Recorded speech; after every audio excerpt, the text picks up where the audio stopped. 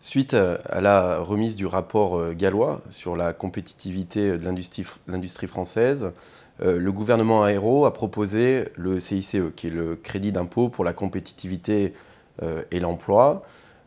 Partant d'un constat d'un déficit commercial grandissant depuis une dizaine d'années, d'un taux de chômage en forte hausse, notamment depuis 2008, à peu près 1 million de chômeurs supplémentaires, et également des taux de marge extrêmement dégradés pour les entreprises françaises, 4 points de valeur ajoutée qui ont été perdus depuis le début de la crise, le gouvernement compte sur ce crédit d'impôt pour la compétitivité et l'emploi pour redresser à la fois les marges des entreprises, redresser la compétitivité de l'industrie française et faire baisser le chômage.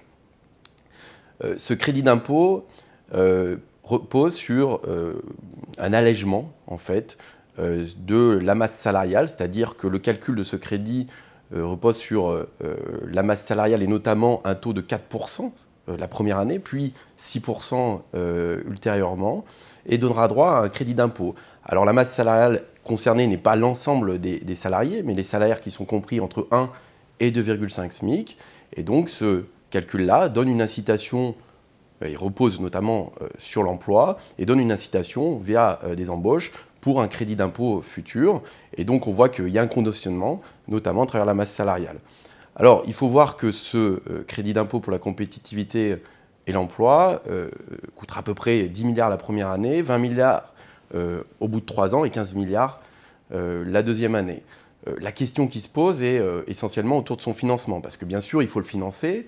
On voit que 20 milliards c'est une somme importante et que ce financement, notamment dans une situation où les déficits publics sont élevés, va reposer notamment sur une hausse de la TVA pour 6,5 milliards, alors avec une décomposition, c'est-à-dire que le taux de TVA normal va passer de 19,6 à 20%, le taux de TVA intermédiaire de 7 à 10%, en revanche le taux de TVA réduit va baisser de 5,5 à 5.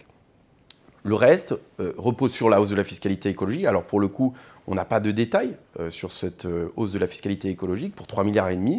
Et puis le complément repose sur une baisse des dépenses publiques pour 10 milliards. Idem, on n'a pas d'informations sur quel type de réduction de dépenses publiques on aura. Est-ce que ça sera une accélération d'un remplacement des fonctionnaires? Est-ce que ce sera autour d'une diminution d'un certain nombre de dépenses de protection sociale? On n'a pas pour le moment ces éléments-là. Il faut bien voir que donc cette mesure-là va permettre une baisse du coût du travail. 20 milliards d'euros, ça représente à peu près une baisse du coût du travail de 2,6% pour l'ensemble du secteur marchand, avec des effets un peu différents selon les secteurs. On voit bien que ce calcul-là repose sur la masse salariale et en fonction de votre structure des salaires, on n'aura pas la même baisse du coût du travail. Il faut voir que la baisse du coût du travail sera de l'ordre de 2,8% dans l'industrie, de 3% dans la construction et seulement de 2,4% dans les services. Donc de ce point de vue-là, l'aide mesure est plutôt bien calibrée parce qu'il faut bien rappeler que c'est l'industrie qui exporte et donc qui est exposée à la compétition internationale. Et donc si on doit récupérer des gains de compétitivité, c'est principalement dans l'industrie.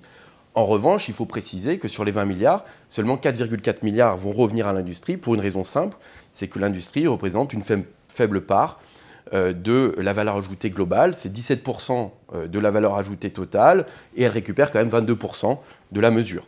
Mais plus de 67% de la mesure va au service, mais parce qu'on voit que c'est bien sûr une mesure générale. Donc cette mesure-là, notamment par la baisse du coût du travail, devrait engendrer un certain nombre d'effets positifs. Notamment pour les entreprises, on voit qu'il y a une incitation à créer des emplois. Et notamment ce qu'on appelle une substitution capital-travail, c'est-à-dire qu'on va plutôt enrichir la croissance en emploi, avoir recours plus à l'emploi et peut-être un peu moins au capital. Et donc ça va générer des emplois. L'autre point positif, c'est que la baisse du coût du travail va avoir normalement un impact sur les prix à l'export. C'est-à-dire que si cette baisse du coût du travail est répercutée sur les prix à l'export, alors il y aura des gains de compétitivité et donc on va redresser en partie le déficit commercial. Le troisième point pour les entreprises, c'est que forcément, même si une partie n'est pas complètement répercutée de ce CICE dans les prix, le reste sera une amélioration des marges des entreprises.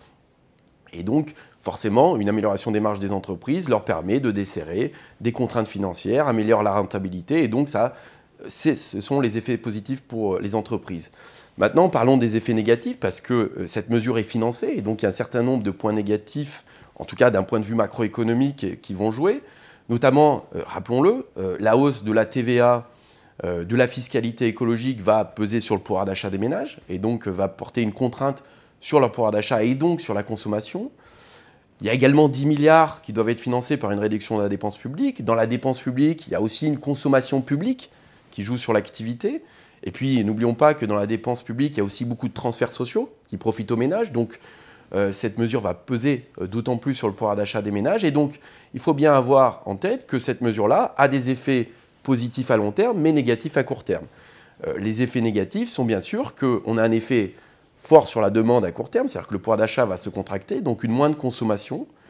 Et donc, à court terme, on devrait même avoir un effet légèrement récessif de la mesure.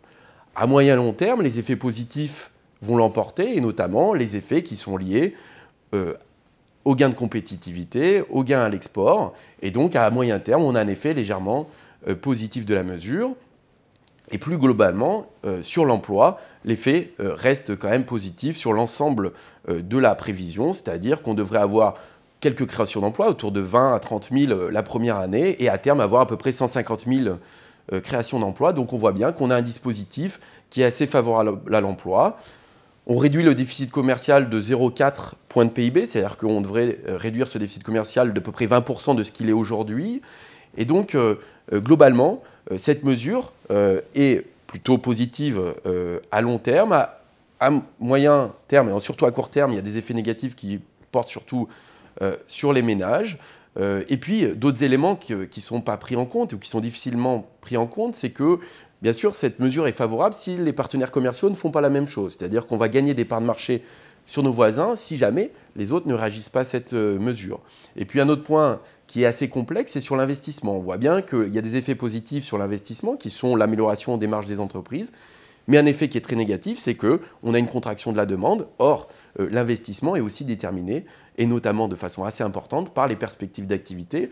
Or là, on voit que du coup, on peut s'attendre à quelque chose d'assez neutre sur l'investissement. Et donc, sur la compétitivité à long terme, on voit que les effets, finalement, sont assez faibles. On voit qu'il y a surtout un effet d'enrichissement de l'activité en emploi. Maintenant, la compétitivité de long terme, notamment relancée par l'investissement, malheureusement ne passera pas forcément directement par ce dispositif.